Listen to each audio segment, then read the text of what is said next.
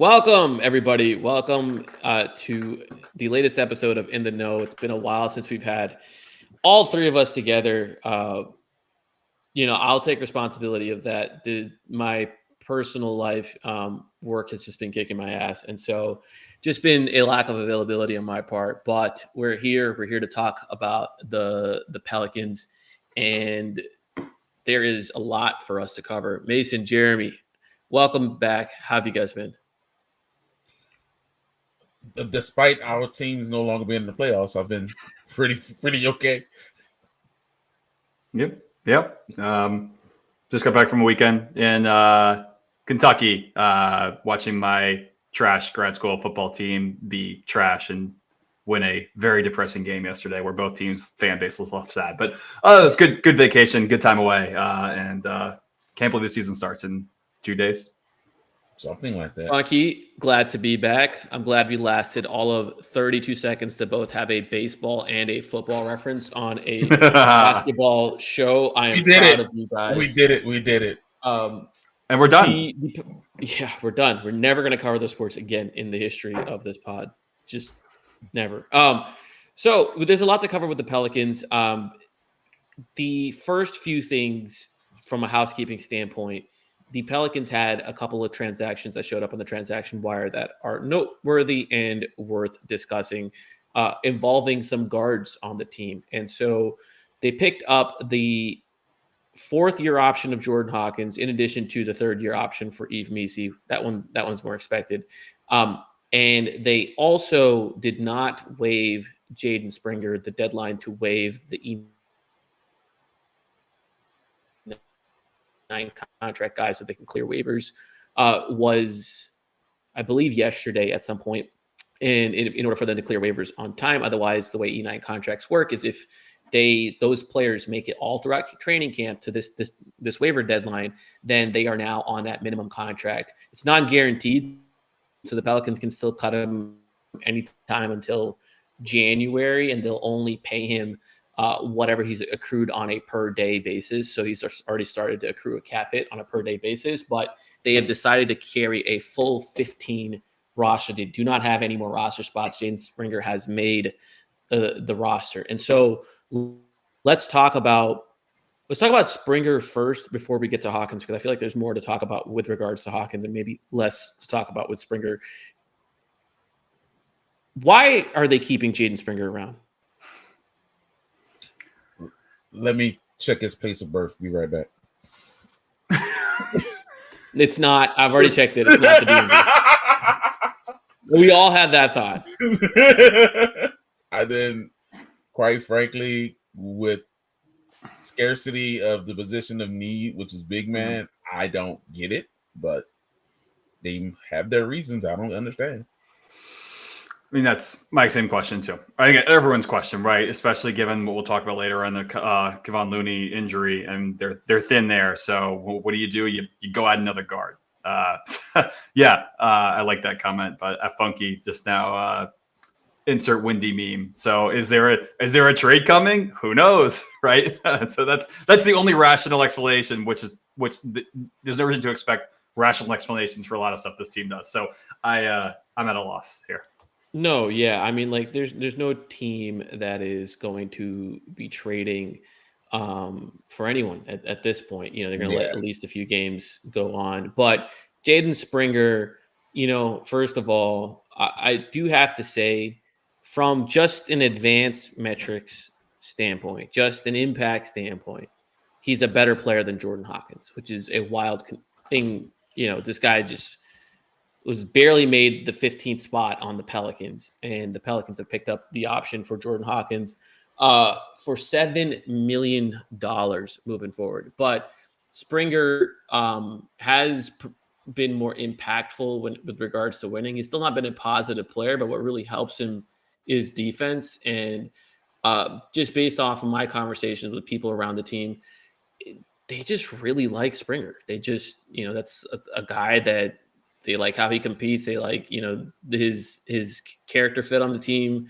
So they're doing him a solid, I guess, and he's on the roster. Now that brings the Pelicans to within $2 million of the luxury tax. Actually, it's under 2 million. It's like right around 1.9. So they are that close to being in the tax. And of course, if DeJounte Murray was healthy, we would be in danger because of the incentives. But I think that is probably not in any kind of consideration this year. Yeah, they're keeping Jaden Springer around. Not going to spend a lot of energy. No. For a guy that's probably not going to make the rotation.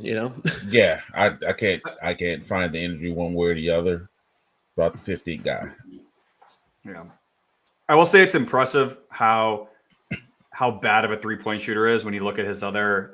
He's a decent free throw shooter, and it just seems like his shot should be better than what you see from beyond the arc. But so he wasn't really. Maybe Fred Vincent a fix. Oh no, he's not on the coaching staff. I'm sorry. Yeah, what's crazy about Springer is that I really enjoyed him as a prospect when he was in college. I mean, he was just one of those. I mean, again, it's really easy to fall in love with these hyper athletic guards who get to the free throw line or disruptive defensively, but it always comes down to the shot. That's what it comes down to at the NBA level, and at the NBA level, it's just as Mason said, it's impressive how bad it's been for Springer, and even though he's been productive in the G League and in other situations, but man, it's tough. It's tough. Hold on, I think I have. Was he the G League MVP at one point? I think so. Maybe. Last season, he only played one game in the G League, and he scored 26 points, had 6 rebounds in that game. The season prior to that, when he was with Delaware, he averaged 19 points a game in the G League with 5 rebounds and 2.8 assists, but 2.3 steals. I mean, but he shot 31% from 3. Oh, that's Willie. That's a Willie guy through and through, baby. That's a Willie guy for sure. That's a Willie guy. Yeah. So Jaden Springer sticking around. The next guy we can talk about is Jordan Hawkins. That $7 million 4th-year option got picked up. So if people are not familiar with how this works, you basically have until the season starts to decide on these rookie scale guys if you want to pick up their 3rd or 4th year option. So the first 2 for first round picks, the first 2 years are fully guaranteed. The 3rd and 4th year are team options, and you can decide a year in advance if you want to do that. So Messi is entering his 2nd year, but the Pelicans picked up his 3rd year option. Likewise, Hawkins is entering his 3rd year, but they picked up his 4th year option. So it allows, that's part of the positives of the first round rookie scale configuration, is that it allows a team a great deal of flexibility to keep these guys around if they're showing signs of being productive at a low cost.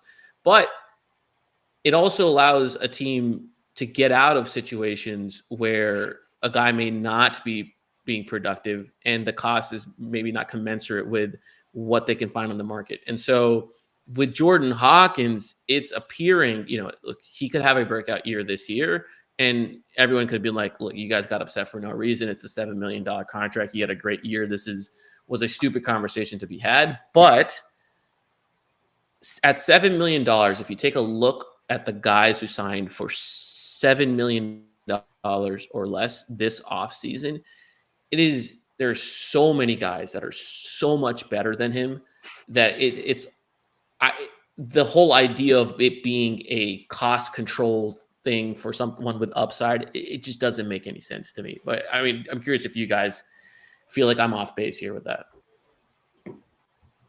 No, and I won't even go to the Brad Bills of guys of that nature who are going to sign for LA, Sure.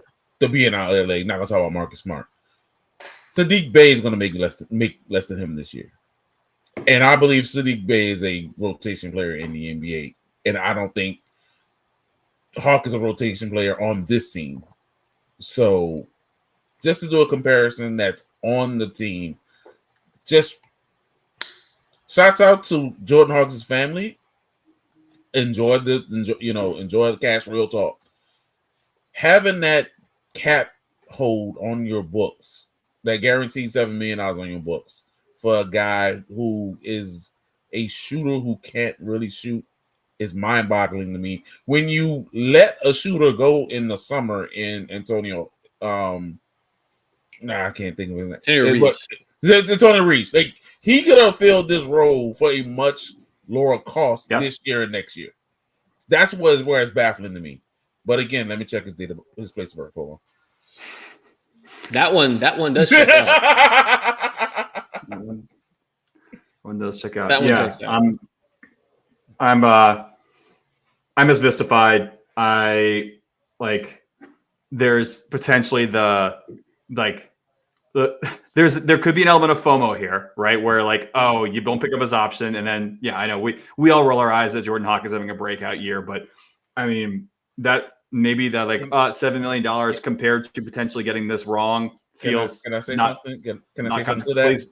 Please do. I'm trying real hard here. If Jordan Hawkins gets the playing time to become a breakout, we're already in some deep shit. Yeah, we are.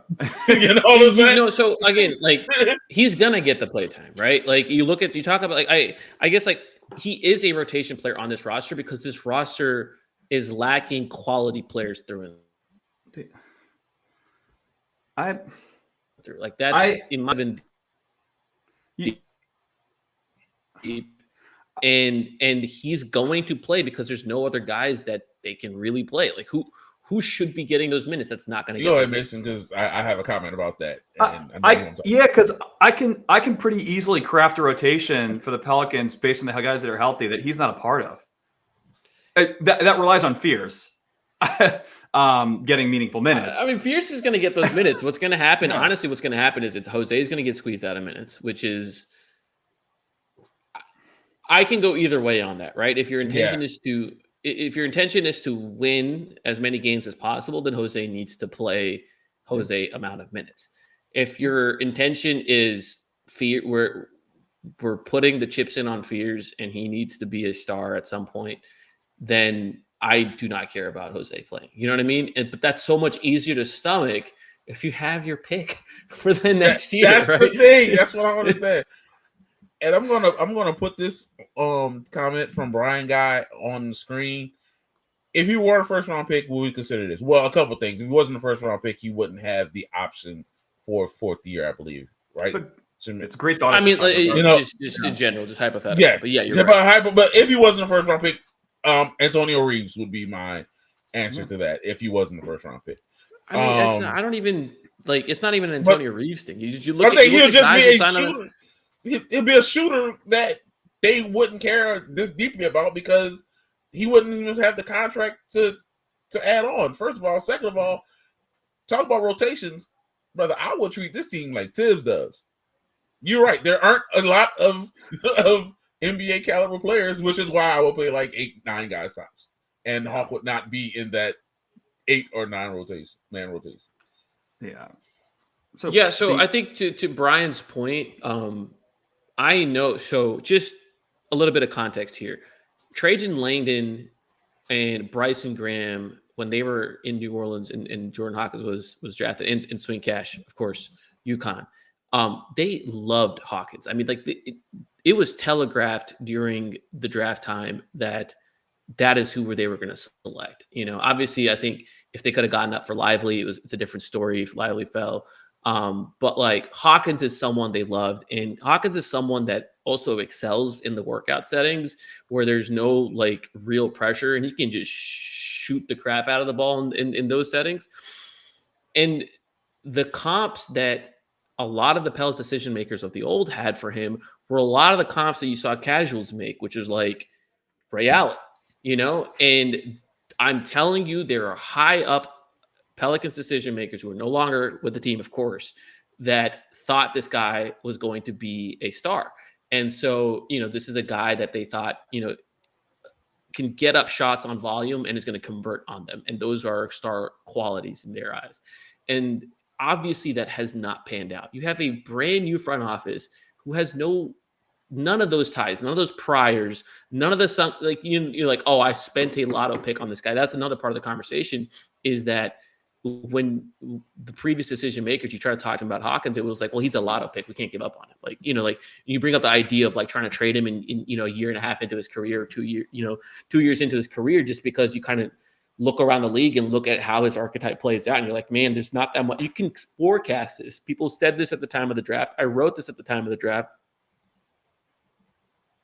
People have said this for years now, but you can see how that archetype's going to play out. But the Pelicans weren't hearing it because, one, he doesn't miss shots in practice. Two, it's a lotto pick. Can't give up on the lotto pick. Can't give up on the lotto pick. So it confuses me how what the tie for this like new regime is, and if maybe they just think it's like whatever, like where we don't need that extra $7 million worth of flexibility. The upside for us is worth it, and yeah, we'll figure out. Maybe worst case scenario, we'll throw him in a trade, which is like. We went down this road to Kyra Lewis, and we had to attach a second-round pick to get off of Kyra, which is, I mean, like that's a great point. The Pelicans are only $3.5 million under the tax next season. Yeah, it's baffling, right? Because I love the Kyra point, man. That's such a good one because that's the other piece. Like, oh well, you could have him as tradable salaries. Like that's the Pelicans would have to like. They've got a bunch of like $6, $7, $8 million guys, and they've got very few that are like maturely above that until you get to the big money guys. And it's like another $7 million contract doesn't do shit for me. Like I don't need that, right? Like, and so yeah, if anything, it's going to be just a buoy for this team next year and have to maneuver around the tax line again. Like it's frustrating, and I don't get it. And I don't want to harken back on it. Doesn't want to harken back on it, but if I'm another team who is trying to get that salary slot, there's also the 6'7", 225-pound guy who also can shoot. That's 6'7". The other guy that who can shoot, and I would want him in trade talks and not Jordan Hawkins. I would want Sadiq Bey in trade. At least he looks the part, if anything. Yeah, I mean, look, my all of that set aside, you look at guys who signed for $6.5 million or less this summer, and you tell me if this is a better use of money than Jordan Hawkins, and if the Pelicans could have made a play on these guys either through just absorbing them via their various trade exceptions, including the mid-level, or just straight up signing them. And here's just a couple. Just I'm listing off stuff like what I see here. Okay, they're on sharp $6.2 million Brooklyn to return to Brooklyn. They didn't even give him a qualifying offer, right? Zion Williamson, same thing, to return to Brooklyn, $6.2 million. Jake LaRavia, $6 million, Los Angeles. Cam Thomas took his qualifying offer at 5.9. D'Angelo Russell, $5.6 million, right? To get a role. Chris Dunn is at $5.4 million. I mean, you look at all of these guys that I'm like, oh yeah, these guys can absolutely contribute more. And this is not counting the minimums that sign across the league, like Tim Hardaway Jr. and Gary Trent Jr. All of these shooters who are absolutely going to shoot better than Jordan Hawkins, but are on the minimum. I mean, it's just the quality of player that's available in free agency at that rate makes the decision perplexing to me, much as Jordan himself as the player. Like it's just like, cool. That's one thing. It's just like the other thing is like you could actually have players that can contribute. So that's tough. You can use that like part of your MLE next season to, like you say, get someone on the free agent market. Or if he does play his part, he gets a contract that's similar to that. Like you don't have to pigeonhole that salary slot right now when he hasn't done anything to prove that he should have a $7 million salary slot for next season. I'm looking at some of these minimum contracts, bro. Okay, I already said Gary Trent. Gary That's what Harris, I want to think about.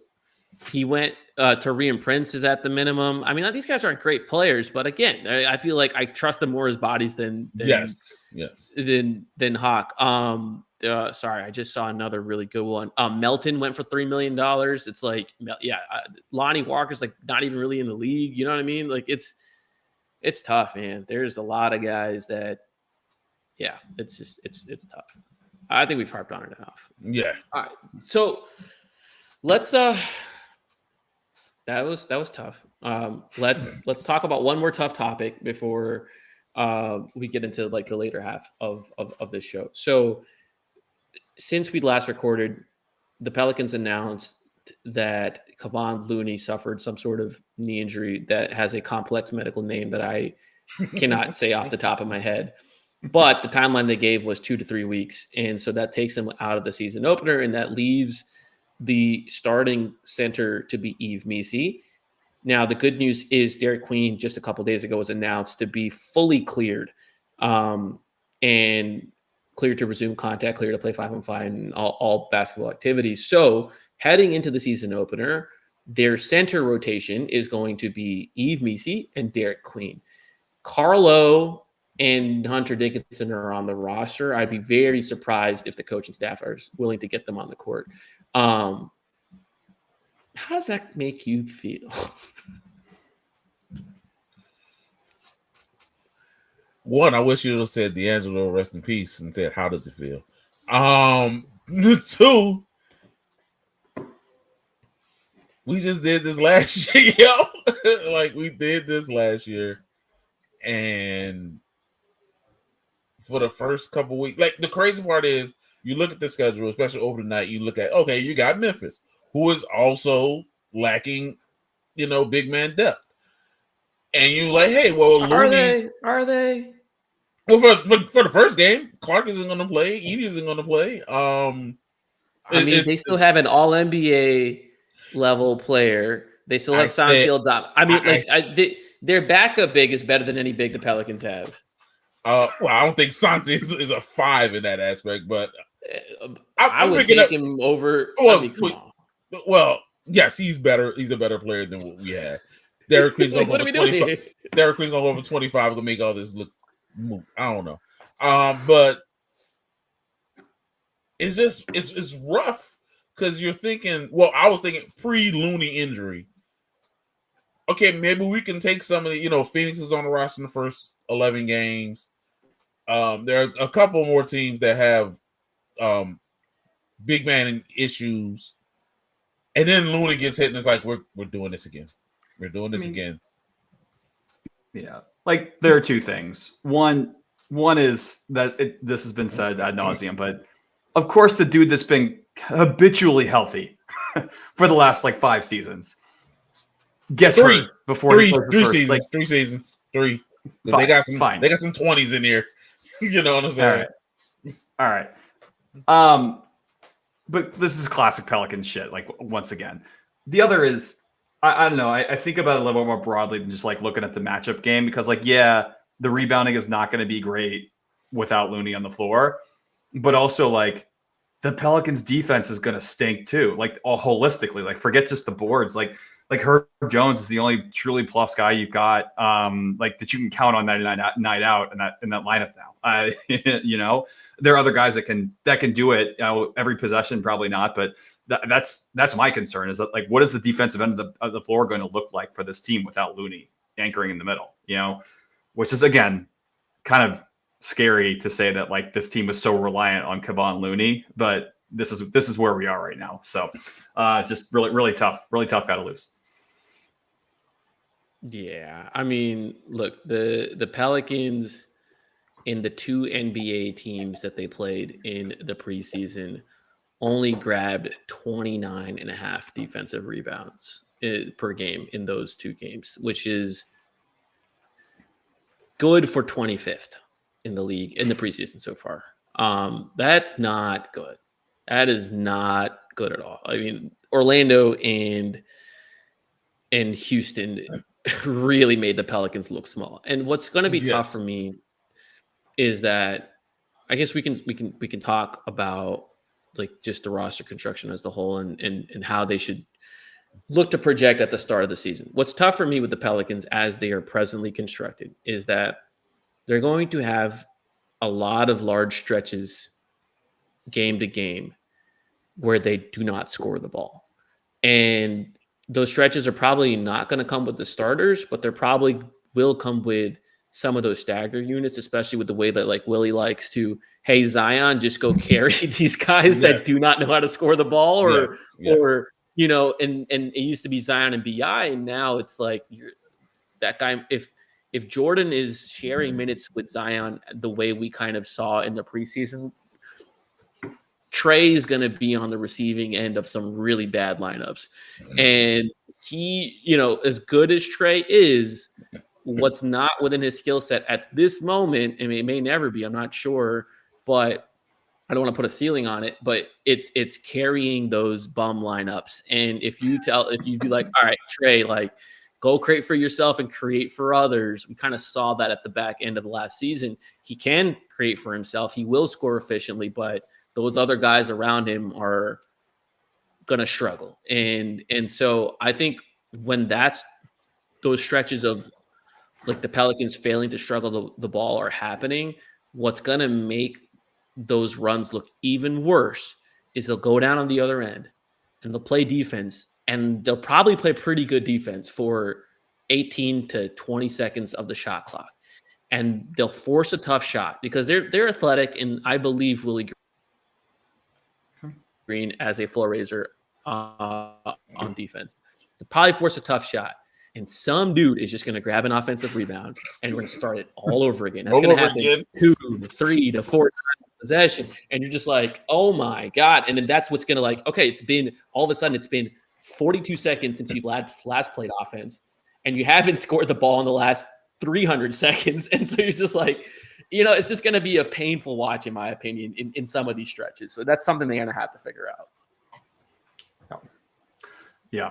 I just like to envision, hi, I'm Trey, and here are the bum others.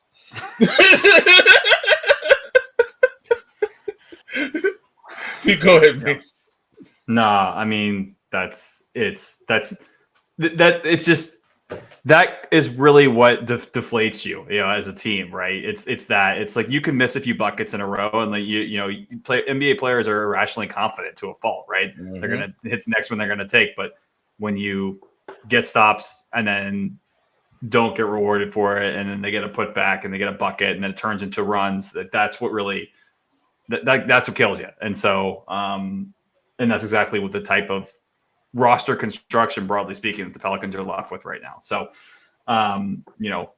get well soon, DeJounte, because that's that's not sure when he's coming back, but that at least that extra creator would really be helpful right now. So, or maybe Fears will surprise me.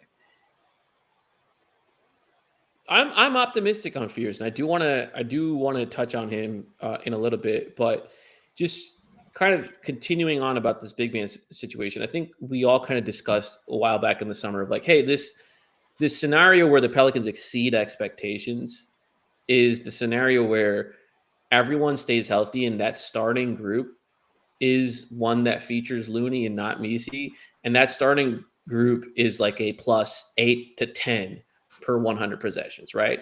And they play the vast majority of possessions any given game, and they're for 70 plus games, and all of a sudden you have a 2,500 minute sample of a team that's just winning their minutes by a big margin, and then you just kind of got to tread water or just not let in water too much, on the other minutes. That was the scenario. Now you're already starting that scenario this season with that scenario not in play. Maybe, I mean, it's not fully eliminated. Looney could still come back and play 65 games. He's not out forever, but we don't know. We don't know what that's going to look like. But you're starting behind the 8 ball when it comes to rebounding, and I'm not sure Messi's bringing enough defense to what he's going to cost you on offense. I am tempted to say they should just start small. And just, if you're going to be that bad on rebounding, punt it. You start Sadiq Bey with their starters, space it out, and at least score the ball pretty much every single time when you're down there, and then you figure out the rest. Like, that's kind of where I'm at. If they're not going to start with that group, which is understandable, like it's easy for me to sit and say, like, oh, just start small ball. If they're not going to start with that group, like, try to find 15 minutes a game for that group, like at least 15 minutes. And I don't think we saw that for 1 minute during the preseason, did we? No, they were rotating. They had like 18-man rotations in the preseason, but they did have some Zion at the 5, but not with the starting group. No, and Sadiq Bey, like your best quote unquote 5 players. Yeah. No, I don't remember, your best 5 players being together. But also, like, Bay didn't play in the last game. It's a lot. Trey didn't play in the game. Yeah, I mean, Herb look, didn't play in the first 2. Yet another preseason where they have not had their starting 5 on the court. Yeah, that's what I said. That's what I said when the Looney injury was announced. Yeah, here we go again. Yeah, the good news for them is, you kind of touched on it. Memphis is starting behind the 8 ball with injuries as well. Mm-hmm. Pretty much all of their guards are out or questionable in some capacity. Do you guys know what the status is on Ja? I haven't heard it, but Ja is making it sound like he's going to play in the opener. Okay. But we haven't anything official one way or the other. Right. And they signed the dude from Cleveland. Tom Jerome. Yes, Jerome. He's been out, and then Scottie Pippen Jr. just got hurt. So that, I don't know how that's going to look for the Grizzlies, but those are good rotation players that they're going to be missing. As you mentioned, Brandon Clark.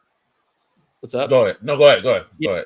As you mentioned earlier, Brandon Clark and Zach Edey are likely going to be out as well to start the season. And so, that is a game that on paper that is winnable because Jaren Jackson's not a rebounding force. But I can just see it being a game where Jaren Jackson guards Misi or doesn't guard him. It just sits in the paint. That's the biggest issue I have with him being in the starting 5.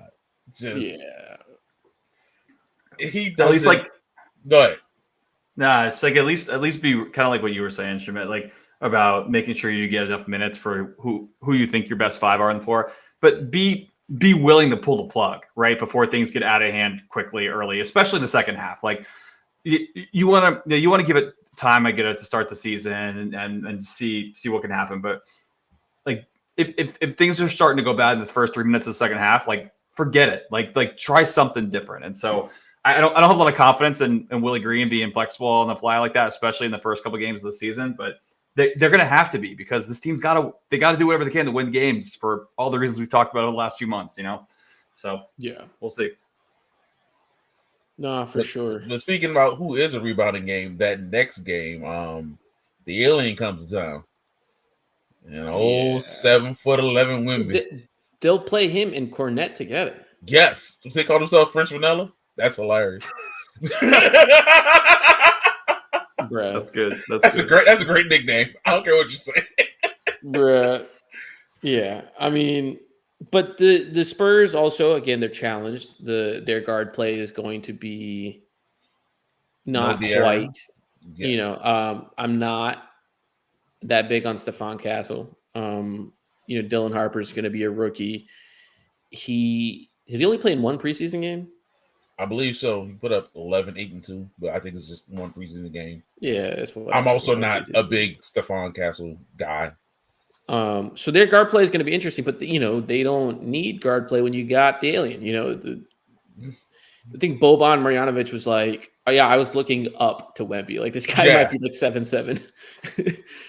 Yeah. The Celtics again are a team that are probably going to let the Pelicans off the hook when it comes to rebounding, but they've been playing a far more aggressive brand of defense than I've ever seen under Mazzulla. They are hunting steals. They are like as soon the stuff that Zion does where a guy turns his back and then all of a sudden like Zion comes from the blind side and 2 seconds later he's down the court windmilling. It seems like the Celtics as a team have just embraced that philosophy of like wherever the blind side is, like that they're always sending a guy from there as soon as a guy is like trying to like pick up his dribble or do something. And it's looked pretty interesting to watch in the preseason. Now, I don't know how it's going to play out over the course of 82, but it seems like Mazzulla is definitely experimenting in this season with Tatum out and, them not having, no Drew Holiday, no Al Horford, that kind of stuff. The way they just attacked Toronto every chance they got was incredible to watch. And then, the guards are just, hey, by the way, they're shooting the 3. I want you guys to understand that. They're going to shoot 3s. Like that's a but it's even worse. It's even crazier than last year. Yeah. Like they put like a 60% 3-point rate against Toronto. They are going to put them up. Yeah, Toronto is a perfect team to deploy that defense Yep. on because RJ, Scotty, and Brandon, they are, in my opinion, all three like slow decision makers. Like they are, and you're not really worried about them like beating you off the catch because like they can all pass. So if one of them has the ball and the other two are spacing, like you kind of live with RJ taking catch and shoot threes. Yeah, exactly. So it's just like that's a great team to kind of deploy that swarm defense on. So, but we'll see it firsthand how the Pelicans are going to handle it. The Pelicans could easily start 3-0, which is kind of insane. Like with what's in front of them, the Pelicans, and a lot of that can just be Zion driven. Yes, would have to be kind of. Yeah, and I'm itching to see the fourth game after that. Assuming Looney's still out, I mean, is Jokic gonna out rebound the entire Pelicans team just by himself? But if not, it's gonna be JP off the bench, bro. You mean Jonas Valanciunas' revenge game, bud? What are you talking about? Yeah, for sure. Hey, I will say this: they're not going to start 4-0 if they go 3-0 because I know two centers who want to eat their lunch. Yeah. I mean, if they start 4-0, what are you going to do, Jeremy? Salute them for starting 4-0. Okay. We're going to come back to that one. What are they playing? We got to come up. We got to come up with a. We'll have a pod by the 29th. So if they're undefeated by the time the pod, I will think of something crazy I have to do. It will not involve my hair. If anyone puts anything in the chat about my hair, it will not involve that. Okay, we're setting some ground rules, but other than that, I may be down for it. Yep. I mean, I will say, and Jen, you and I were talking about this. I can't remember if it was on the Blue Sky or like on the last pod, but yeah, and I admittedly did not get a chance to watch the Magic game, but the shot diet, the shot profile for this team right now, at least has to be a little optimistic, right? Like, and yeah, part of that's Brandon's not in the team anymore, right? But I mean, but I'd say they're leaning into this kind of like efficient shot selection, and rim or 3-pointers, and cutting out some of the mid-range stuff, and so when it comes to be a real game where defenses are trying to force you to shoot those tough shots, different story entirely, right? But at least in the preseason, when the defenses aren't ramping up, at least they're not just falling into bad habits or traps, and so we'll see if it translates. Their percent of points from 2-point mid-range in the preseason, 3.7%. There we go. And Orlando was still playing a similar style of defense, being big, attacking corners, make you aggressively closing out. They weren't playing, conservative style defense, and they still had a good shot diet. Now, yeah, and look, they're not even. And like the mid-range shots that are happening, it's like Zion with 2 feet in the paint. Yeah, exactly. Straight take with 2 in the paint. Yeah, exactly. So it's something to watch. I think if the Pelicans, I don't think they're ever going to be, as long as Zion's on the roster and they don't have a stretch 5, they're never going to be a team that is top 10 in like 3-point attempts or whatever. And that's fine. They don't need to be. The Nuggets aren't, as long as they're scoring efficiently in the paint. They're not taking long twos, and they're getting to the free throw line. I think if they're doing those things, like it can be an offense that is, at least from a process standpoint, good. From a result standpoint, I don't know. Can I give 3 guys? And I want to give ask your thoughts about the process, and in my opinion right now, is going to be the backbone of the offense. I want to give a bold prediction. I believe Zion, Trey, and Poole are going to average a combined 69.5 points per game this year. If you told me it was 69.49, I would take the over. So that's Zion 28. The thought process. Zion 28, Trey 24, which is 40. You need another 17 or so. Yeah, and there you go. Poole. There you go. Yeah. I think they can average 70. I think it's okay. over 70. Because I think Zion's going to be closer to 27, 28. And that really leaves those other two guys averaging over 21. And I think they will. And I think Trey, FanDuel knows I think Trey's going to average at least 22 points a game. So. Yeah. Now they got to find another 50 from somewhere. Now that's the question.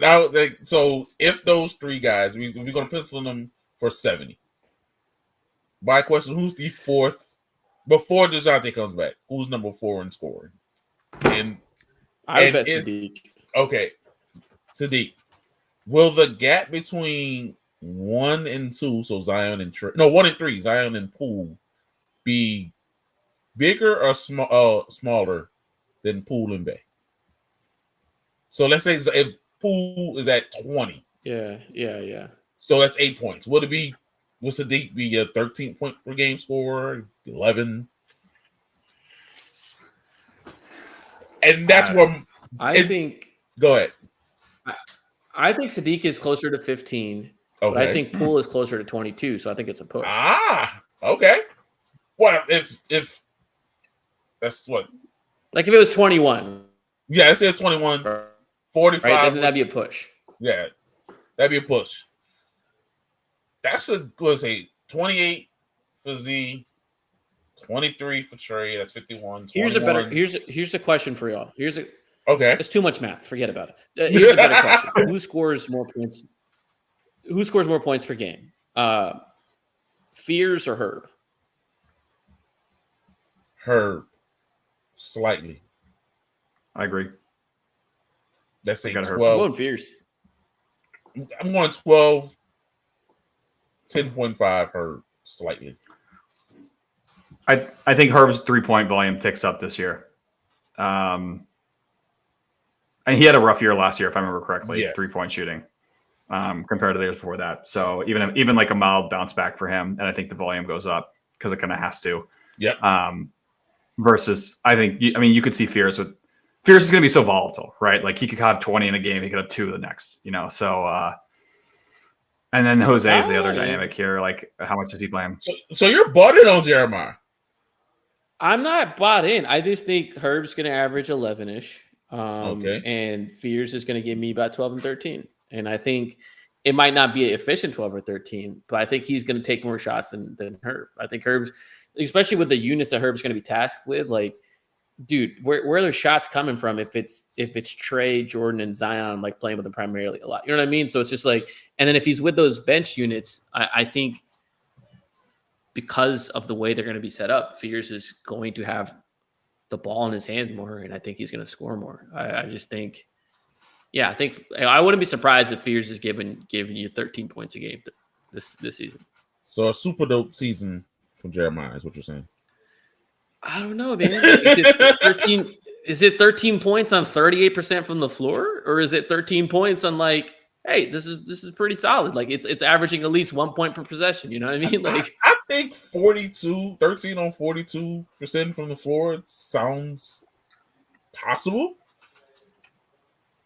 Like, is this a Nikhil season? You know, like before, like Nikhil got traded, and it was just like Lonzo was gone at this point, and Nikhil was like, "That's me. It's my job now. I'm gonna be that guy." And like, I think Fierce could touch the paint more than Nikhil, but I'm picking up what you're putting down. You know what I mean? Like, he would have nights. They were like, "Oh yeah, that's Nikhil's going," but then he would have nights like, "Bro, you've taken 17 shots and scored 8 points, and at least 14 of those shots were the most like disgusting choices I've seen in my life." You know what I mean? Like, turn around, 21 foot fade jumper. It's like, what are you doing? I put my trust in you. I believed in you.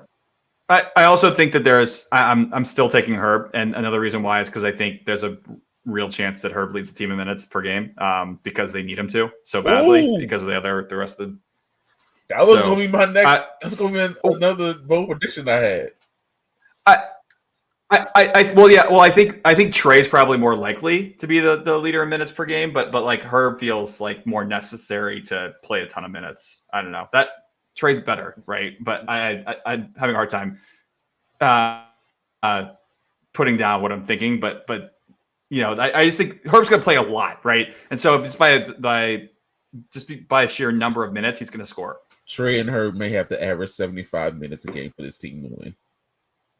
That's what I was going with. Like, I thought and Herb has never played more than 30, like 30.8. So he's gonna have to ramp up the minute load. But even last year, after the Brandon Ingram injury, Trey was putting 36 and a half minutes a night.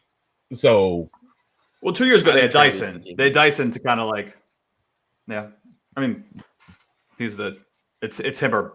Yeah, it's him or so. What does Tanner say? I think this is a conclusion that Willie Green reaches every single year. Like it's something like he's discovering for the first time, and it's like, oh, this is the only guy that can shoot consistently on the team. Yes. And is wing size. So, yes. Shoot, I think I need him in every single lineup because he just makes it work. So, 37 minutes a game. Here's a separate question. Since we're doing these kind of types of questions, here's a separate one. Related, Herb Jones, Jeremiah Fears, who averages more assists per game? Herb.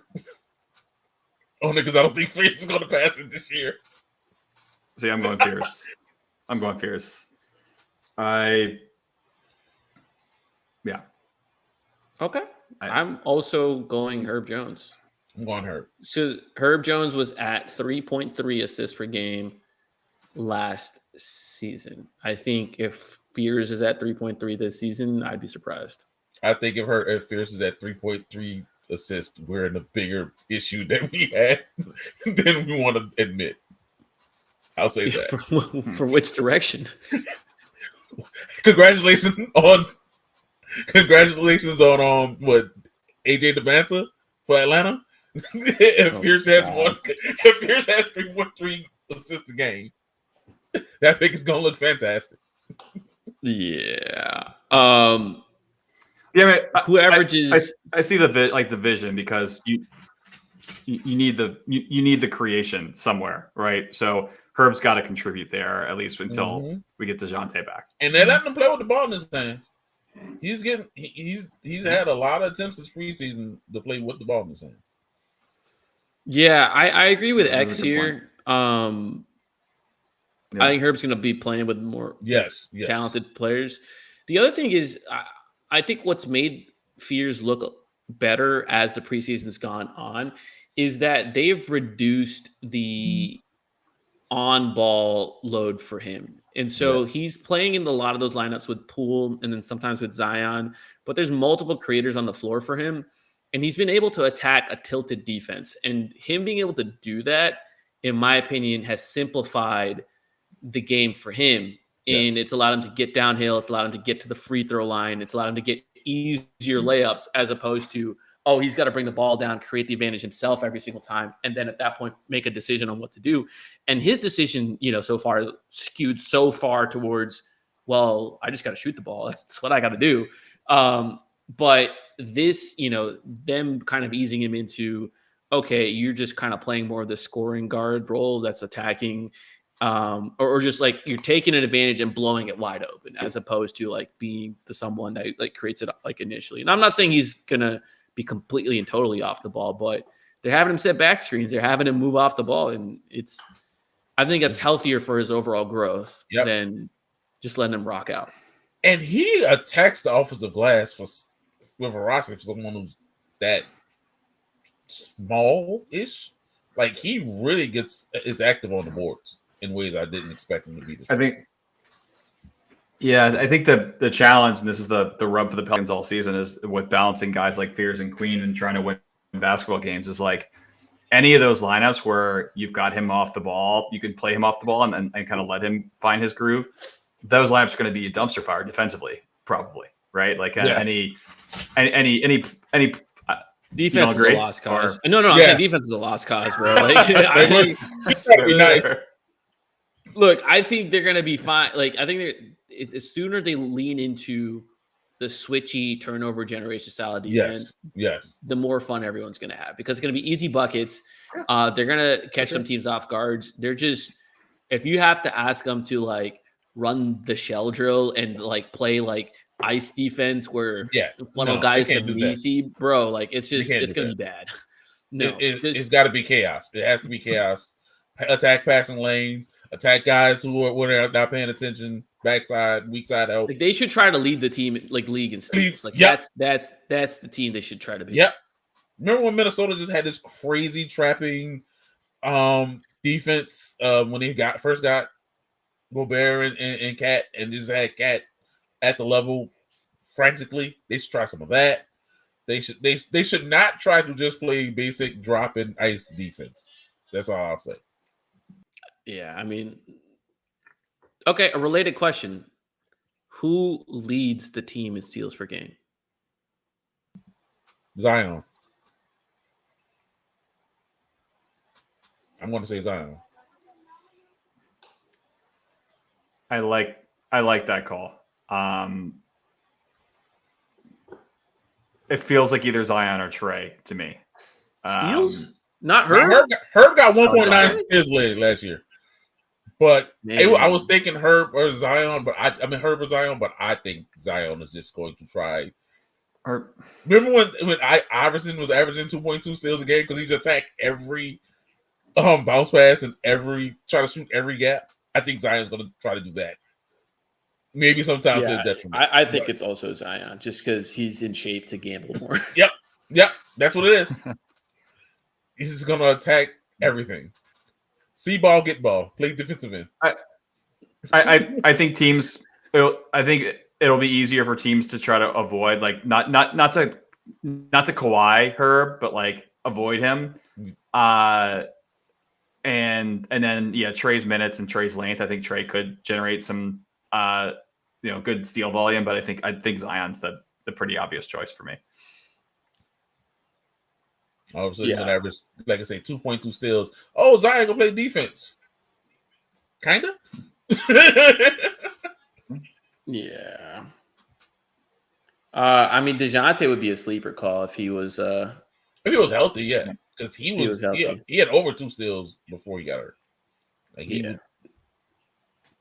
more of a reason for just play fast, just attack the ball, go crazy, and try to get out and run and not be in half court offense time and again.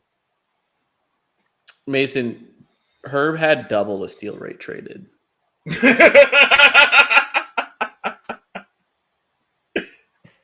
I get where you're coming from. Yeah. I mean, that doesn't surprise me. I don't know. I think Herb being like easily like the only reputable defender on this team right now. I just wonder if opposing offenses try to avoid him a little bit more. But I guess last year was kind of the same deal. You see it, Jay. It's now Michael Peavy jersey. You see it, but never put the name of the front, the name of the front of the jersey, not the back. As a Peavy jersey now. Oh, also, I don't know if y'all heard because we talked about it on the previous pod. I wouldn't say he walked back his statements. It was like it wasn't towards the people. It was just more people in the crowd. It wasn't towards the fans. It was just literally there are more people in the stands in Toronto versus in New Orleans. I'm rolling my eyes so much on that, bro. Like, look, I didn't. For what it's worth, when we discussed it, it was like it's not that big of a deal. And our take was, hey, put a better product on the floor and people will come.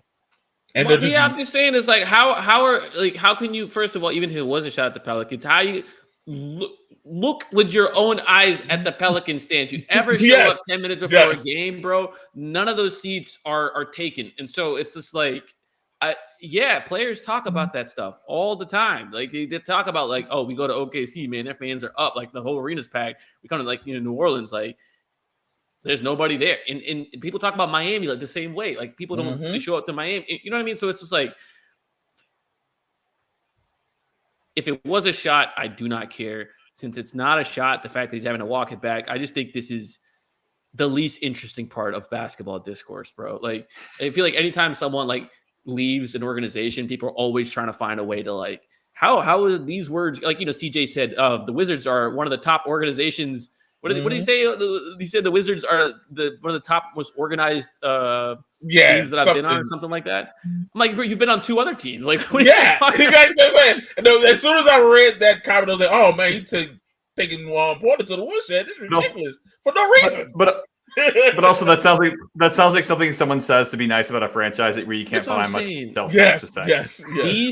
Every single player, if they get traded, if they sign somewhere else, if they enter a new location, they will try to play up to their new organization and new fan base. And that's their job, right? You want people to feel like, oh, I'm happy to be here. And no one does that better than CJ. Of course, CJ is like the utmost professional. Like the whole like, oh, I worked with them to like pick New Orleans as a destination, bro. That good job, CJ. Crazy narrative crafting, man. That is some professional work, bro.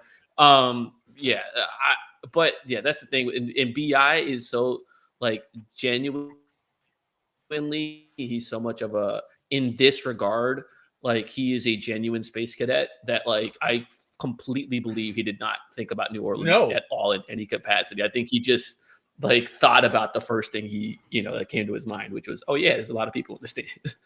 Like, and that's what he said too. That's exactly what he said. I wouldn't even think about New Orleans when I said that.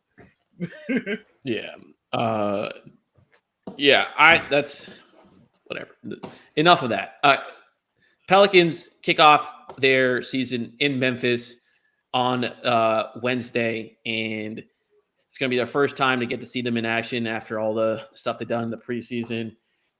Before we head out, do you guys have any? I know, Jeremy, you had some kind of bold predictions that you wanted to get in. No, I discussed. Oh, I would take the over.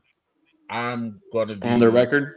On their record, I would. Now the over can also hit with 31 and 51. Just remember that. That's not me saying that. So the over is 30 and a half. 30 and a half. Last time I checked on FanDuel, if you care about these things, well, on a gambling site, edit out where it was like over minus 125 or something. So it's not even, people still aren't pounding it. So, but I would take the over on 30 and a half wins. The official prediction I gave Rod Walker for his media poll was 32. So I guess I'm technically taking the over as well. But I said 32. 32 win season. I'm closer to like 34 and 48 than I am to people who think 40. But I do think 30.5 is a tad bit too low. I want to say that's true because the Pelicans, again, have no reason to tank, right? There's no reason to stop trying to win games. Yep. But also, almost every team in the West might feel the exact same way. So, we didn't really touch on it, but Queen's going to be returning, and I wanted to ask you before we wrap up here, is he in the rotation on opening night? And what are your expectations for him? Just like real quick. He has to be without Looney, I think. Right? Expectations are, I have none. He hasn't. He just started practicing 2 days ago. He hasn't really done basketball things with contact in 3 months. I hope he doesn't I hope he doesn't just lose track of the ball every single time. Yes. So fair point. That maybe he won't be in the rotation opening night. Like I don't know. Like I think they want to get him in there as quickly as possible because of the Looney injury, but also maybe he's not in shape to do it. You'd hope that he is because there's no reason he couldn't have been running right throughout. And I think that's what Joe Madumar said this summer.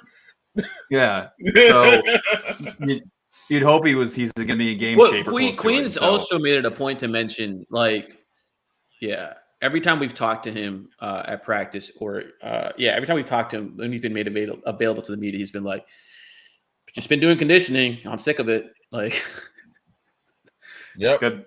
Yeah. Then he's in the rotation. I agree. Do you agree, Schmidt? Yeah, I think so. I think Carlo, I don't think the coaching staff likes Carlo. I think he was very much in the doghouse last year. I think when the Pelicans were injured and they were forced to play him, the coaches still resisted the idea of getting him on the court. So I just don't see anything that's changed. I think he has an uphill battle with Willie Green on that front. That's you look at Willie's history with bigs who are European. That speaks still for itself. Speaks for itself. And Hunter Dickinson is a two-way player, so like I would be upset if he was getting minutes over Queen. So, and honestly, like I think Queen should get minutes over Carlo. You spent the resources on Queen. Yes. Play him. Yes. Like play him. Put him in the rotation. Yep. Put him playing with good players. Put him in positions to succeed. Yep. Rookie or not, I just find it very hard to believe Carlo would help you. Would be that much different as far as impact is concerned than Queen. So yeah. I'm willing to buy that Carlo is more impactful than Misi. But like again, the difference goes from like 450th player to like 400th player. So it's like it's not huge, but I'm willing to buy, especially with that starting unit, just the additional spacing and defensive rebounding. I'd be willing to bet like that's like worth at least like a point per 100 possessions more, at least. Yeah. That's as far as I'll go. All right, fellas. It was great getting back and doing this. Hopefully we can do this again soon. A lot of busy work ahead of us this coming week. But Pelicans kickoff, we'll be there. We'll be chatting. We'll be talking, we'll be discussing. Jay, it's been a while. Let's take us home. Let's see if I remember how to do this.